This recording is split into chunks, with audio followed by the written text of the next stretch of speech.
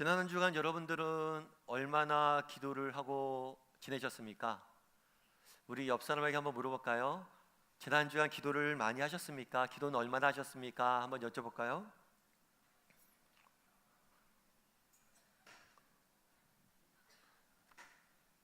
여러분들 어떠십니까? 기도 많이 하셨습니까? 기도하신 것에 만족스럽습니까? 기독교 서점이나 일반 서적에 가면 기독교 코너가 있습니다. 그런데 기독교 코너나 기독교 서점에서 우리가 늘 볼 수 있는 책이 있습니다. 그것은 뭐냐면 기도에 대한 책이에요. 늘 베스트셀러로 기도에 대한 책들이 놓여져 있는 것을 보게 됩니다. 우리가 신앙생활을 하면서 제일 처음에 배우는 것이 바로 기도입니다. 그리고 우리는 많은 시간을 기도에 투자를 합니다. 그럼에도 불구하고 여전히 많은 사람들이 기도에 대해서 궁금해하고 기도에 대해서 알고 싶고 기도에 대해서 계속해서 이야기를 합니다. 그만큼 기도는 쉽게 배우기도 하지만 참 기도를 많이 해도 기도가 어떤 것인지 잘 모르는 게 또 기도가 아닐까 싶습니다. 예수님과 제자들도 마찬가지였습니다. 제자들은 유대교의 전통에 따라서 기도에 굉장히 열심히 했던 사람입니다. 어려서부터 기도하는 법들을 배웠고 늘 기도의 삶을 살았습니다. 그럼에도 불구하고 예수님에게 기도에 대해서 가르쳐달라고 이야기합니다. 그리고 예수님도 늘 기도에 대해서 여러 가지 방법으로 여러 번 가르쳐주는 것을 우리는 성경에서 보게 됩니다. 따라서 기도는 우리가 신앙생활을 하는 사람으로서 신앙인으로서 늘 배우고 익혀야 될 것이 기도가 아닐까 싶습니다. 오늘 본문의 말씀도 예수님께서 한 가지 비유를 통해서 기도에 대해서 알려주고자 하는 내용입니다. 저는 오늘 이 비유를 통해서 기도에 대해서 한번 생각해 봤으면 좋겠습니다. 우리가 왜 기도해야 되는지, 또 우리가 어떻게 기도해야 되는지, 특별히 우리가 어떤 확신을 가지고 기도해야 되는지에 대해서 오늘 본문을 통해서 몇 가지 우리가 살펴보았으면 좋겠습니다. 첫 번째로 오늘 비유의 내용에 대해서 좀 살펴보았으면 좋겠습니다. 5절과 6절에 보면 이렇게 되어 있습니다. 또 이르시되 너희 중에 누가 덫이 있는데 밤중에 그에게 가서 말하기를 덫이여 떡 3덩이를 내게 구워달라. 내 벗이 여행 중에 내게 왔으나 내가 먹을 것이 없노라 하면. 오늘 한 가지 비유를 드는데 어떤 비유를 드냐면 어떤 사람이 있었는데 이 사람에게 한밤중에 예상치 못했는데 친구가 찾아온 겁니다. 당시 중동지방의 문화 중에 하나는 무엇이 어떤 게 있었냐면 손님을 굉장히 극진히 접대하는 문화가 있었습니다. 손님 접대를 신성한 의무로 여겼어요. 그럼 그들은 왜 이렇게 손님 접대하는 것을 굉장히 큰 의무로 여겼을까요? 아마도 유목민이어서 그런 것 같습니다. 유목민을 하고 유목 생활을 하다 보면 중간중간에 어려움들이 많이 처하게 됩니다. 그랬을 때 중간중간에 누구든지 서로가 돕지 않으면 결코 유목 생활을 할 수가 없어요. 그래서 낯선 사람이 와도 어려운 중에 있는 사람들을 돕습니다. 그래야 또 내가 나중에 어려웠을 때 도와주기 때문입니다.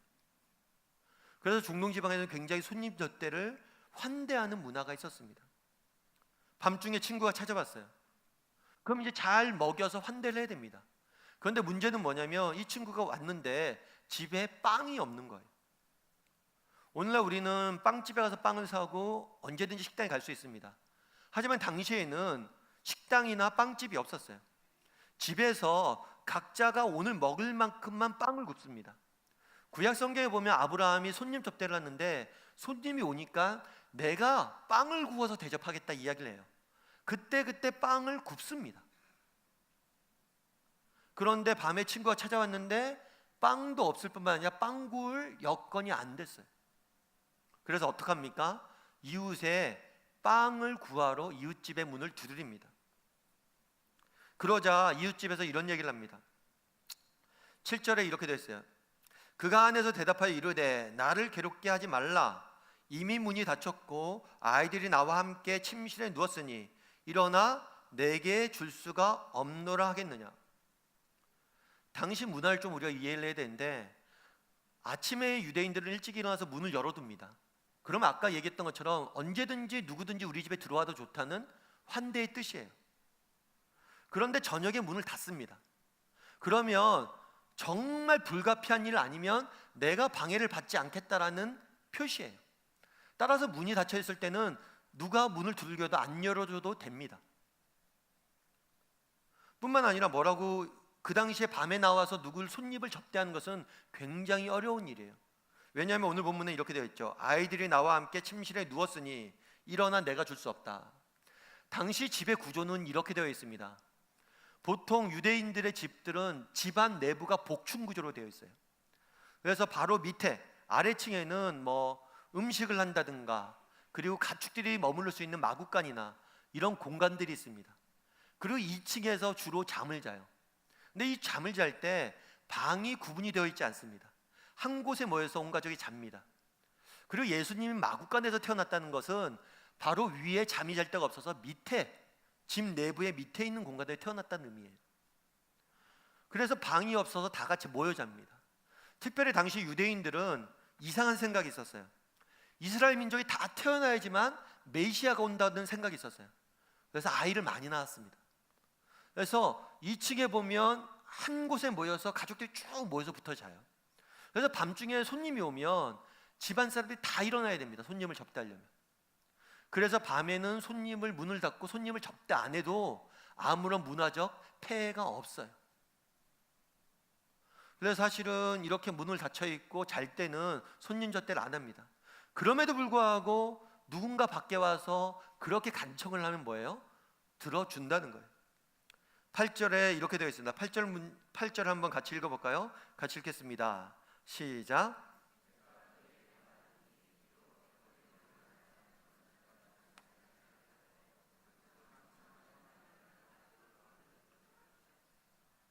만약에 밤에 와서 그렇게 문을 두들기면 줄 거란 거예요.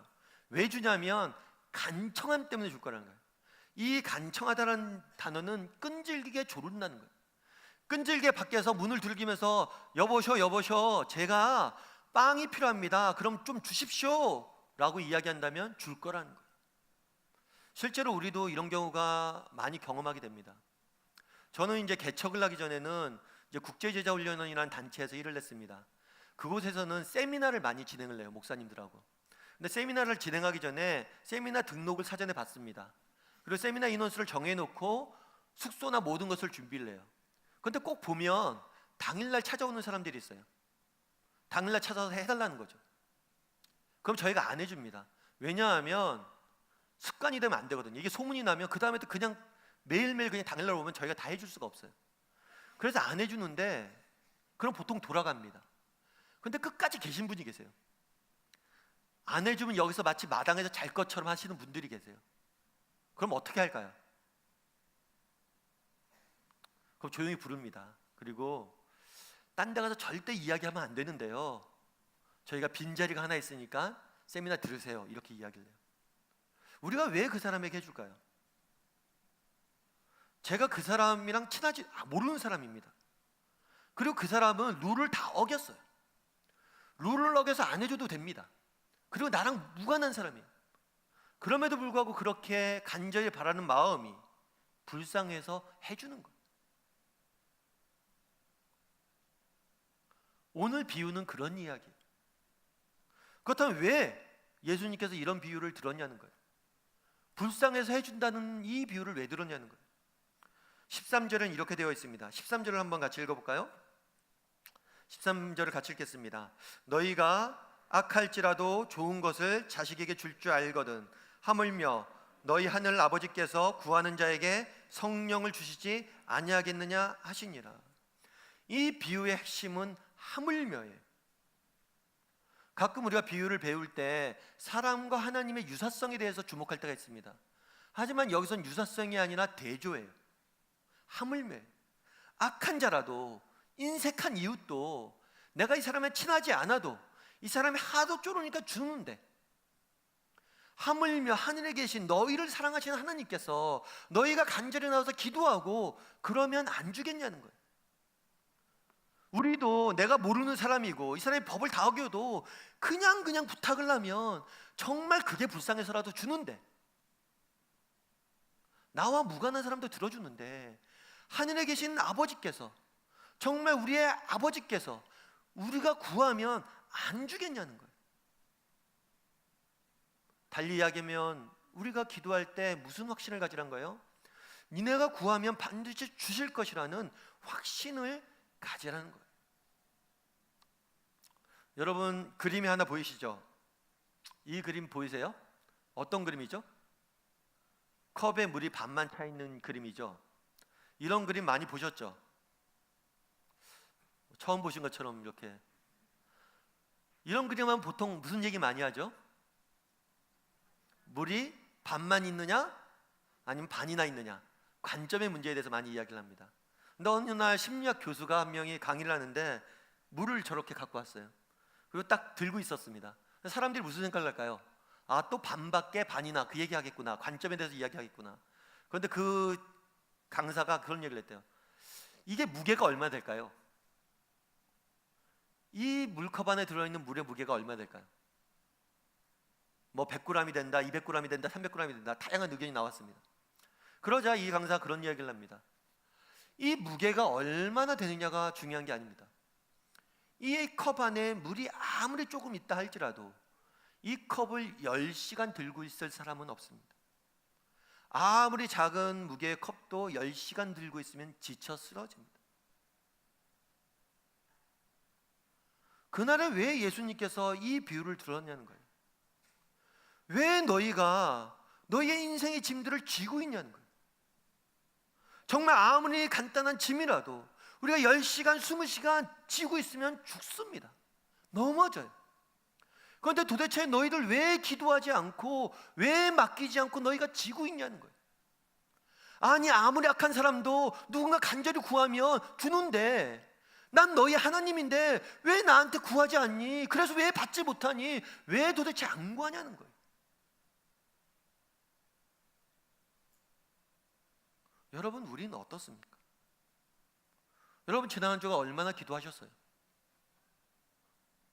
여러분, 만약 우리가 기도를 안 했다면 정말 자신 있습니까? 기도 안 하고 살 수 있어요? 정말 여러분들이 하나님께 아무것도 안 맡고 여러분들 진짜 다 지고, 여러분의 인생의 짐을 지고 정말 살 수 있습니까? 우리 인간은 물 반 컵을 10시간 이상 들고 있을 수 있는 사람이 없어요.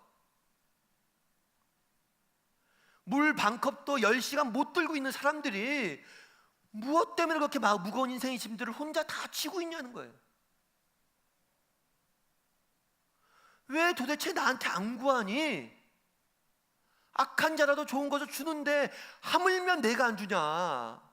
기도하라는 거예요. 여러분, 우리는 기도할 수 있어야 됩니다. 이 비유를 통해서 주는 메시지는 무엇이에요? 나와 무관한 사람도, 내가 알지 못하는 사람도, 그가 룰을 어긴 사람도 그냥 간절히 부탁하고 그러면 준다는 거예요.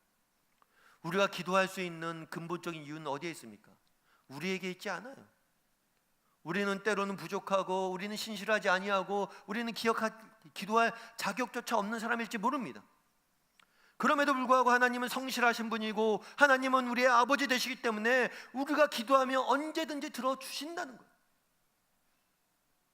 너희가 불성실하고 자격 없고 너희가 어떠한 상황에 있더라도 나한테 구하기만 하면 준다는 거예요. 왜요? 하나님은 우리의 아버지 되시고, 우리 아버지 되신 하나님은 신실하신 분이시기 때문입니다. 바라기는 우리 다음의 식구들이 인생의 짐들을 홀로 지지 않았으면 좋겠습니다. 정말 하나님 앞에 나아가서 기도할 줄 아는 사람들이 되었으면 좋겠어요. 우리의 인생의 짐들을 좀 맡겼으면 좋겠습니다. 우리 물 한 컵도 10시간 못 들고 있는 사람이에요. 더 이상 여러분 인생의 짐 지지 마십시오. 바라기는 우리 인생의 짐들을 하나님 앞에 나아가 맡길 줄 아는, 간절히 기도할 줄 아는, 구할 줄 아는 저와 여러분이 되기를 주님의 이름으로 소원합니다. 그런데 우리가 한 가지 기도할 때 가져야 될 확신들이 있어요. 기도의 가장 기본적인 원리와 원칙은 우리의 신실함이 아니라 하나님의 성실하심입니다. 하나님이 성실하신 분이시기 때문에 우리의 기도에 응답하실 겁니다. 그렇다면 우리가 주목해야 될 하나님의 성실하심은 무엇이냐? 첫 번째로 우리가 기억해야 될 것은 무엇이냐면, 하나님은 우리보다 우리를 더 잘 아신다는 사실이에요. 하나님은 우리보다 우리를 더 잘 아신다. 여러분 소크라테스라는 신학자를 아실 거예요. 철학자를 아실 거예요. 소크라테스가 제일 처음에 한 얘기가 그거예요. 너 자신을 알라. 소크라테스는 자기 철학의 출발점이자 목표로 자기 이해를 삼았습니다. 이것이 철학의 가장 근본적인 목적이에요. 인간에 대한 학문, 인간에 대한 이해, 자신에 대한 이해. 우리 인생의 가장 근본적인 출발점은 자기 이해에 있습니다. 우리가 이제 아이들에게 그런 이야기를 하죠. 아이들에게 야, 너 이제 나중에 뭐 할래? 네가 좋아하는 일을 했으면 좋겠어, 아빠는. 그러니까 너는 뭐가 넌 좋아하는 것 같아? 우리가 직업을 구하거나 뭘 할 때 가장 근본적인 출발점이 뭐예요? 자기 이해예요. 내가 뭘 좋아하는지, 내가 뭘 잘하는지 알아서 구하려고 해요. 최근엔 다이어트도 자기 이해가 필수라고 이야기하더라고요. 자기를 모르고 남들이 쓴 다이어트 비법을 써도 잘 안 된다는 거예요. 뿐만 아니라 사람이 먹을 때 배고파서 먹는 게 아니란 거예요. 허할 때 먹는다는 거예요. 감정이 메마를 때 먹는다는 거예요. 그럼 내가 언제 감정이 메마른지 모르면 다이어트도 성공할 수 없다는 거예요. 그런 글을 썼더라고요. 결국에 모든 우리의 사소한 것부터 시작해서 인생의 중요한 문제까지 가장 근본은 자기 이해로부터 출발하는 거예요. 그래서 많은 철학자들이 자기 이해에 대한 학문을 연구하는 거죠. 그런데 문제는 뭐냐면 이 자기 이해가 어렵다는 겁니다. 제가 가끔 그런 생각을 해요. 우리 초등학교 아이들이나 우리 자녀들에게 야, 넌 뭘 좋아하는 것 같아? 나중에 직업을 선택할 너가 뭘 좋아하는 것 같아? 그런 이야기를 묻고 하는데 제 자신을 돌아봐도 그렇더라고요.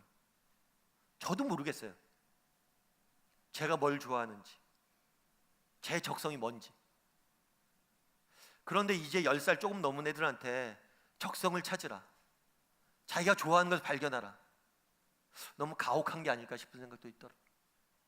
사실 우리의 문제는 뭐냐면 우리의 삶의 출발점은 자기 이해에 있는데 내 자신에 대해서 모른다는 거예요.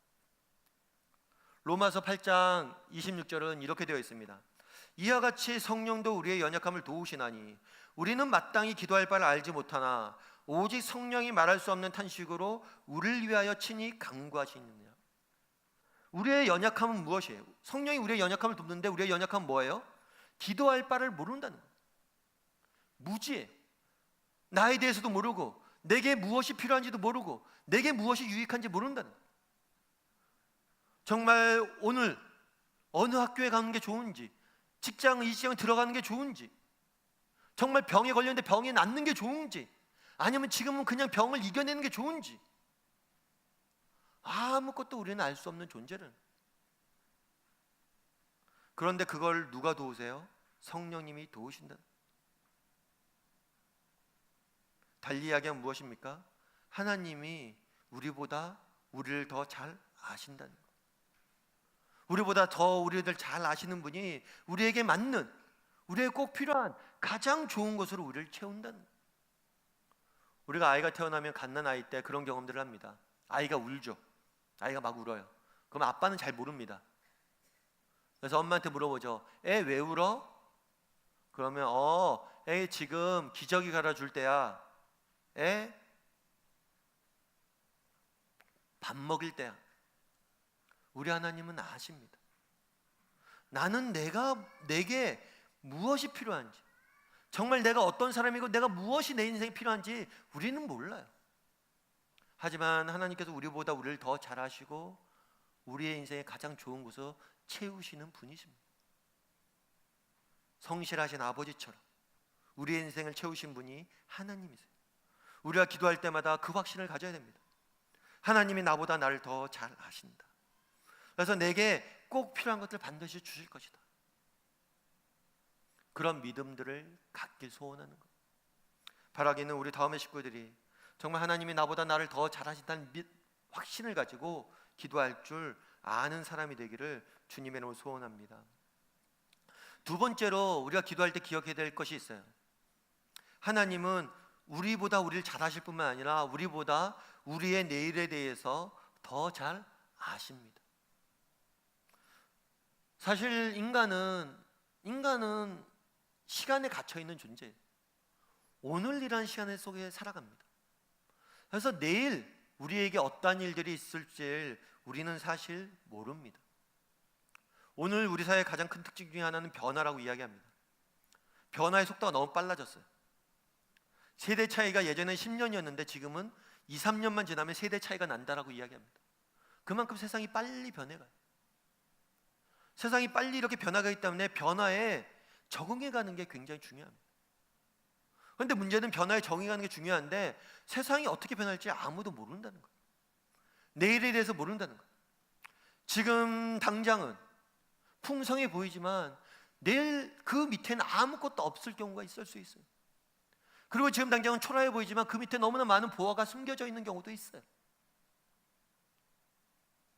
정말 오늘날 우리 사회는 변화와 이런 것들 강조하는데 인간의 문제는 뭐냐면 내일에 대해서 모른다는 거예요. 수천 년 전에 잠언서라는 책에서 잠언 기자는 이렇게 썼습니다. 우리 한번 같이 읽어볼까요? 같이 읽겠습니다. 너는 내일 일을 자랑하지 말라. 하루 종일에 무슨 일이 일어날지 내가 알 수 없음이니라. 우리의 인간의 본질적인 특징은 내일 일을 자랑할 수 없다는 거예요. 내일 일을 알 수 없다는 거예요. 하지만 우리 아버지 되신 하나님은 그렇지 않아요. 우리 아버지 되신 하나님은 과거에도 계셨고 현재에도 계셨고 미래에도 계신 영존하시는 분이세요. 우리보다 우리의 내일에 대해서 더 잘 아신다는 거예요. 저는 사실 신문방송학과를 나왔습니다. 대학교 때는. 근데 신문방송학과를 나왔는데 대학교 때 우리 교수님이 그런 얘기를 한 적이 있어요. 저희 신문방송학과 나오면 주로 많이 가는 곳이 어디 많이 가냐면 방송국에도 가고 신문사에도 많이 가고 교수도 되시고 대기업에서 홍보 담당도 많이 합니다. 그런데 그 교수님이 저희가 이제 대학교 다닐 때 그런 얘기를 했어요. 자기가 대학교 다닐 때는 공부를 열심히 한 친구들은 주로 뭘 했냐면 유학을 갔대요. 유학을 가거나 대기업의 홍보실에 취직을 했대요. 그런데 공부를 좀 열심히 안 하고 의식이 있는 친구들은 다 신문사의 기자로 갔대요. 그리고 공부를 열심히 안 하고 의식이 없는 아이들, 노는 친구들은 다 방송국 갔대요. 그런데 20년이 딱 지나서 지금 동창회 하면 제일 상석에 누가 앉아요? 방송국 다니는 애들이 앉는데요. 자랑하고.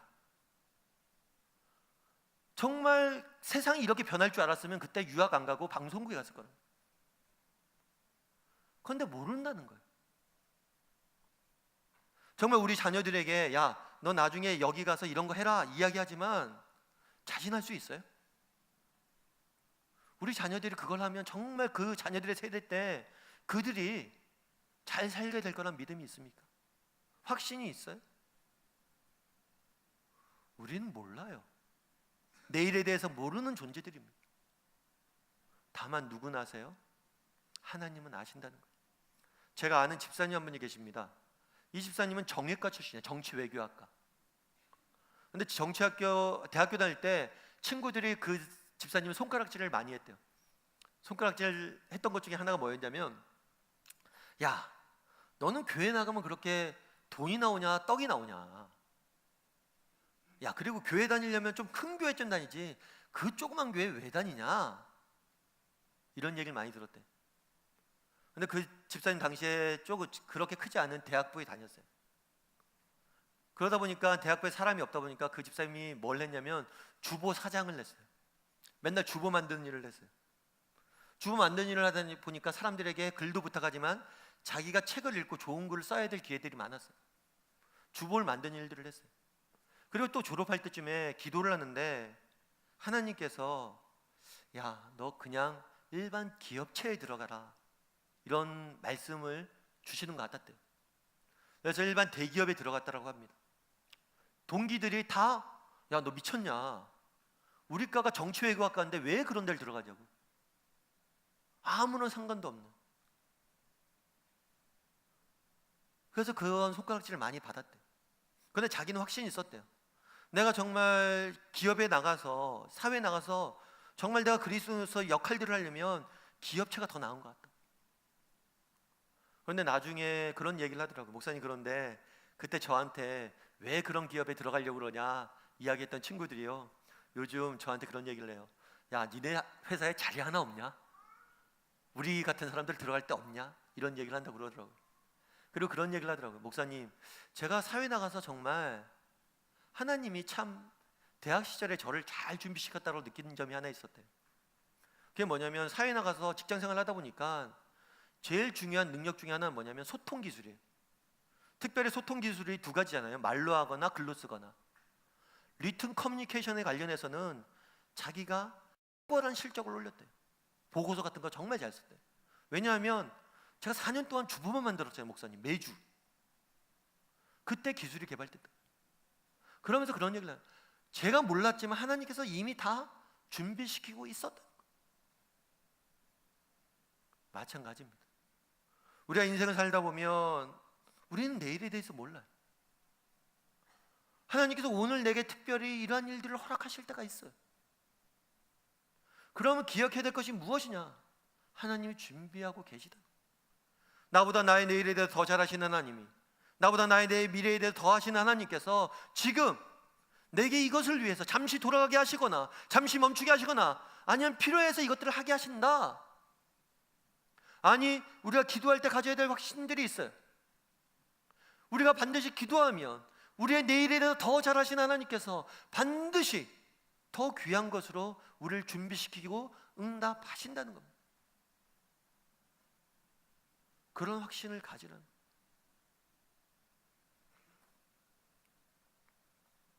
바라기는 정말 우리가 기도할 때마다 그래, 분명 하나님께서 나의 내일보다 정말 우리가 내일에 대해서 모르는 자들임을 인정하고 내일을 아시는 하나님께서 나를 오늘도 준비시키고 일하고 계심을 믿고 기도할 줄 아는 저와 여러분이 되기를 주님의 이름으로 소원합니다. 하나님은 우리보다 우리를 더 사랑하세요. 그리고 우리보다 우리의 내일에 대해서 더 잘 아세요. 그런데 그거보다 훨씬 더 중요한 사실 한 가지가 있습니다. 그것은 뭐냐면 하나님은 우리보다 우리를 더 사랑하신다는 사실입니다. 제가 예전에 훈련받았던 집사님 한 분과 이런 이야기를 했던 적이 있어요. 그 집사님이 그런 이야기를 하더라고요. 목사님, 참 하나님의 사랑이 잘 이해가 안 된다고. 왜냐하면 살다 보면 내 자신이 싫어질 때가 있대요. 내 안에 있는 추한 모습을 보고 정말 너무나 실망스러울 때가 있대요. 내 자신의 모습을 보고 너무나 정말 그럴 때가 있대요. 그럼에도 불구하고 그런 나를 위해서 십자가에 죽으셨다. 이 사실을 어떻게 받아들여야 되는지 모르겠다. 여러분들은 여러분들을 사랑합니까? 세상은 자기를 사랑하라고 이야기하죠. 우리가 생각하기에는 인간이 본질적으로 저절로 자기를 사랑할 것처럼 생각하기 쉽습니다. 하지만 여러분을 사랑하십니까? 여러분이 정말 좋아요?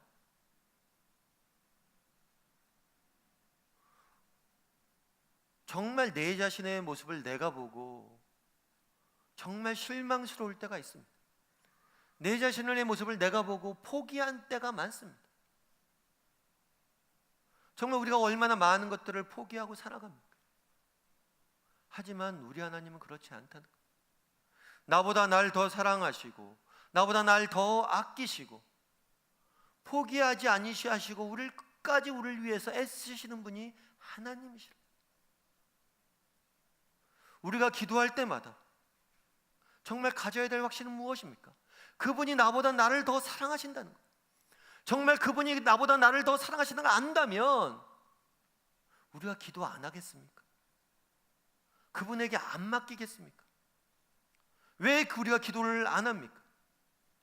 정말 우리가 그분이 나보다 나를 더 잘 아시고 나보다 내게 무엇이 필요한지 더 잘 아시고 나보다 나의 미래에 대해서 더 잘 아시는 분이시라면, 그리고 나보다 나를 더 사랑하신다는 분을 확신한다면 우리는 기도할 수 있어야죠. 우리가 기도하지 못하는 이유는 확신하지 못하기 때문입니다. 하나님은 우리보다 우리를 더 사랑하십니다. 앞에 그림이 하나 보이시죠? 이 그림은 아마 보신 적 있으세요? 이게 보통 신앙생활 오래 하신 분들은 대부분 한 번쯤 보셨을 거예요. 성화로서 많이 알려진 그림입니다. 근데 이 그림은 누가 그렸냐면 엘버트 듀러라는 사람이 그렸어요. 그리고 기도의 손이에요. 이 손을 그리게 된 배경은 그렇습니다. 두 친구가 있었어요. 이 두 친구는 화가가 꿈이었어요. 비슷했죠. 취향도 비슷하고 꿈도 비슷했어요. 그런데 가정 형편도 비슷했어요. 너무 못 살았어. 화가가 되는 게 꿈인데 미술 학교를 갈 만큼 돈이 없었어요. 그래서 한 명의 친구가 제안을 합니다. 친구가 먼저 학교를 가라. 내가 뒷바라지 할 테니까. 내가 뒤에서 도와줄 테니까 먼저 가라고. 그래서 그 친구가 도와서 이 친구가 먼저 미술학교를 갑니다. 그래서 미술학교 가서 학교를 마쳐요. 졸업할 때쯤에는 그림을 굉장히 잘 그려서 그림도 팔리고 어느 정도 전도 유망한 화가가 됩니다. 이제 미술학교를 졸업을 하고 그 사랑하는 친구, 자기를 뒷바라지했던 친구가 일하는 식당으로 왔어요. 식당이 문을 열기 전이었는데 들어가 보니까 자기 친구가 구석에서 손을 모으고 기도하고 있는 거예요. 자기를 위해서 기도하고 있는 모습을 보게 됩니다. 그래서 그 손을 그린 거예요. 그런데 그 손을 그리면서 너무나 많이 울었어요. 왜냐하면 친구의 손은 이미 그림을 그릴 수 없는 손이 되었기 때문이에요. 더 이상 붓을 잡을 수 없을 만큼 망가졌기 때문이에요. 더 이상 흉해서 더 이상 아무것도 그릴 수 없게 되었어요. 그럼에도 불구하고 자기의 꿈보다 친구를 위해서 기도하는 모습, 그걸 보고 저 손을 그린 거예요. 그래서 이 손이 많은 사람들에게 사랑을 받는 거예요. 우리 예수님이 누구냐는 거예요. 우리 하나님이 어떤 분이셨는 거예요. 우리보다 우리를 더 사랑하시고 우리보다 우리를 더 아끼시고 우리를 위해서 아무것도 아끼지 아니하시는 분이 하나님이시는 거예요. 그분이 계신데 왜 너희가 기도하지 않냐는 거예요.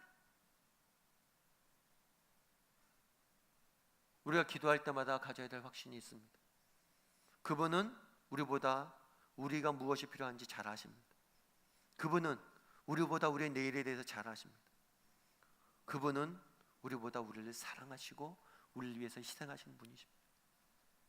이걸 확신할 때 우리는 기쁨으로 기도할 수 있을 겁니다. 그리고 주님이 반드시 응답할 거라고 믿고 기도할 수 있을 겁니다. 바라기는 우리 다음의 식구들이 정말 하나님이 나보다 날 더 사랑하시다는 확신을 가지고 기도할 줄 아는 우리 식구들이 되기를 주님의 이름으로 소원합니다. 그리고 마지막으로 기억할 게 한 가지 있어요. 그건 뭐냐면 이런 거죠. 야고보서 4장 2절을 한번 같이 읽어볼까요? 같이 읽겠습니다. 너희가 얻지 못함은 구하지 아니하기 때문이요. 하나님이 우리를 사랑하시고 우리의 필요를 다 아시고 정말 우리에게 무엇이 중요한지 아시고 우리를 사랑하시면 그냥 알아서 해주시면 되지 왜 기도라는 방법을 통해서 주실까요? 왜 기도하지 않기 때문에 우리가 못 얻는다고 성경은 이야기하고 있을까요? 왜 하필이면 하나님은 기도해야지만 주겠다라고 말씀하실까요? 그 이유는 하나님이 우리가 자신의 성실하심을 닮아가길 원하시기 때문이에요. 내가 너희에게 성실한 것처럼 너희도 성실히 나에 대해서 기도하라는 거예요. 내가 너희에 대해서 성실한 것처럼 내가 내 아들을 주기까지 너희를 사랑했던 것처럼 너희도 내 앞에서 간절한 마음으로 기도하라는 거예요. 우리에게 왜 기도를 하라고 이야기하냐? 너희가 끊임없이 기도하라고 이야기하고 끊임없이 간절히 구하라고 이야기하고 쉬지 말고 기도하라고 이야기하는 이유는 무엇입니까? 그 과정들을 통해서 하나님의 성실하심을 닮아가길 원하시기 때문이에요. 달리 이야기하면 무엇입니까? 우리가 하나님 앞에 성실히 기도하십시오. 하나님을 닮아가기로 결단하고 내가 하나님 앞에 성실하기로 결단하고 기도하십시오. 그러면 반드시 하나님께서 우리의 성실에 대해서 응답하실 겁니다. 가장 귀한 것으로 가장 좋은 것으로 우리가 상상하지도 못했던 것으로 응답하실 겁니다. 여기 한자를 하나 내가 뽑아왔는데요. 이 한자를 읽을 줄 아시는 분 계세요?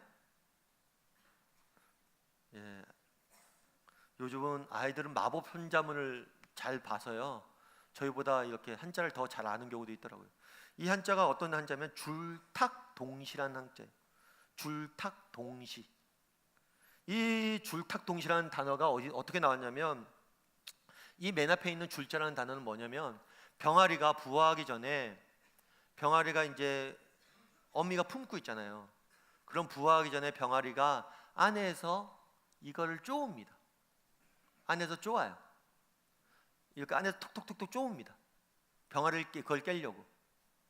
그런데 이렇게 쪼기 시작해서 3시간 만에 이 병아리 껍질이 깨지지 못하면 이 아이는 질식사해서 죽어요. 그래서 아이가 안에서 톡톡톡톡 깨는 게 줄이에요. 그런데 이 새끼가 껍질 안에서 톡톡톡톡 칠 때 밖에서 어미 새가 그걸 듣고 겉에서 깨줍니다. 그게 뭐냐면 탁이에요. 탁. 그래서 줄탁 동시. 줄과 탁이 동시에 일어나야지만 뭘 한다는 거예요? 부화가 된다는 거예요. 어미 새가 알을 품을 때 온도를 따뜻하게 하기 위해서 품기도 하지만 듣고 있는 거예요. 언제 줄이 생길까? 언제 이 아이가 안에서 톡톡톡톡 두들길까? 그리고 두들기면 그것을 깨십니다. 우리 하나님도 마찬가지예요. 정말 하나님께서 우리에게 성실을 담길 원하십니다. 그래서 우리가 기도하길 원해요. 우리 하나님 우리의 음성에 귀 기울이고 있습니다. 우리가 기도하지 않는 순간에도 우리의 음성에 귀 기울이고 있어요. 언제 기도할래 하고 기다리고 있어요. 그리고 우리가 기도하면 반드시 응답하십니다. 우리가 하나님 앞에 성실히 기도하면 하나님께서 자신의 신실하심에 따라서 반드시 응답하십니다. 그런 믿음을 가지고 또 우리 여러분 그동안 기도를 게을리했다면 기도의 사람이 되었으면 좋겠습니다. 여러분 이때까지 포기한 인생의 문제가 있다면 정말 이번 한번 정말 하나님 앞에 간절히 기도했으면 좋겠습니다. 정말 여러분들이 지고 있는 짐이 있다면 하나님 앞에 간절히 구했으면 좋겠습니다. 성실히 구했으면 좋겠습니다. 그러면 하나님께서 반드시 우리의 기도에 응답하실 것입니다.